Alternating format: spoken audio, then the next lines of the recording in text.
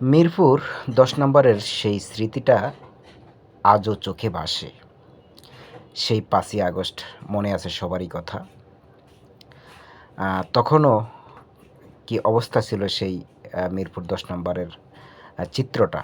আর এখনকার চিত্রটা দেখুন কত সুন্দর, তাই না? মানুষগুলো সারাক্ষণ এদিক ওদিক ছুটোছুটি করছে। আর ওই যে দেখতেছেন লাল নীল বাতি দিয়ে সাজানো হয়েছে, আসলে সেটা হলো শাহালি মার্কেটটা। শাহালি মার্কেটটা ঈদের রঙিনে সজ্জায় সজ্জিত করা হয়েছে সুন্দর আলোকিত বাতিয়ে। আমি সেই ধারণাটাই করছিলাম এখানে বসে, বসে যে ৫ই আগস্টের সময় মানুষ কত এদিক ওদিক ছুটোছুটি করছে, কেউ এখানে দাঁড়াতে পারেনি।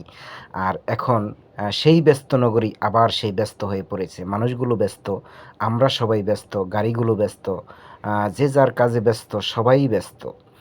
ব্যস্ত এই নগরীতে আসলে ব্যস্ততা ছাড়া কোনো কাজ নেই। আমরা সকাল থেকে সন্ধ্যা পর্যন্ত শুধু ব্যস্ত এই নগরীতে ব্যস্তই থাকি।